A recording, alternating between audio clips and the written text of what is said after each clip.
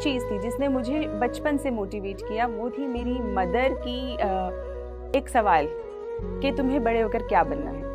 तो वो जो सवाल था उसने मुझे कॉन्स्टेंटली मोटिवेट किया और ये सोचने पे मजबूर किया कि मुझे आखिर बनना क्या है। स्ट्रगल्स मुझे लगता है लाइफ का हिस्सा है और ऐसा कोई व्यक्ति नहीं है जो स्ट्रगल नहीं करता। तो मैंने भी अपने हिस्से के स्ट्रगल्स किए, वो चाहे फाइनेंशियल लेवल पे हो, फिजिकल लेवल पे हो, इमोशनल लेवल पे हो। तो जैसे कि जब मैंने पहली बार असफलता हासिल करी प्रीलिम्स में, तो कहीं ना कहीं उसने मुझे मैच्योर किया, उसने मुझे इनसाइट दी कि मैं कैसे मेहनत करके चैलेंजेस को ओवर करके उनके मेंस को क्लियर करना सीख जाऊँ। और जब मैं मेंस में असफल हुई तो मुझे उन चैलेंजेस से पता चला कि मैं कैसे इंटरव्यू तक पहुँचूँ। रुकावटें तो जीवन में बहुत आएंगी, डर भी लगेगा, निराशा भी होगी, पर यही जीवन का रास्ता है।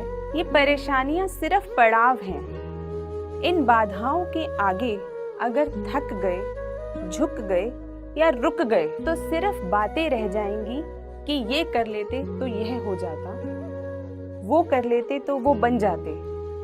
लेकिन अगर सच में कुछ बनना है तो हिम्मत तो दिखानी होगी। दुनिया कह रही है कि तुमसे नहीं होगा, दुनिया कह रही है कि जो ये तैयारी है ये 2 साल में होती है, 2 दिन में नहीं होती या 2 महीने में नहीं होती। ये सब दुनिया कह रही है। इंटरव्यू में मेरे नंबर बहुत कम थे, सिर्फ 151 नंबर।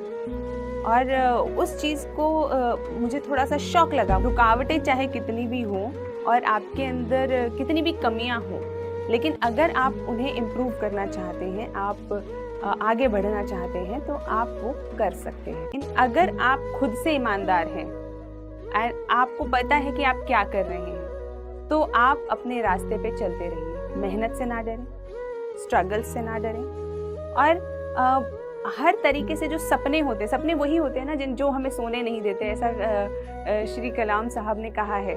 तो वो बात बिल्कुल सत्य है।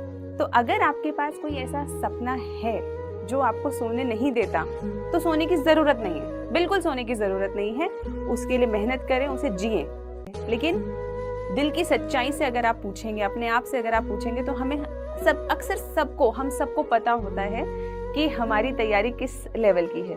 क्या हमने पढ़ाई ईमानदारी से नहीं करी है, या हम सिर्फ दूसरों को दिखाने के लिए पढ़ाई कर रहे हैं, या हम पढ़ाई तो कर रहे हैं लेकिन क्या हम अपने सेल्फ इवैल्यूएशन पे, सेल्फ एनालिसिस पे उतना ध्यान दे रहे हैं या नहीं दे रहे हैं। तो ये सब हमारे मन को, हमारी अंतरात्मा को पता होता है।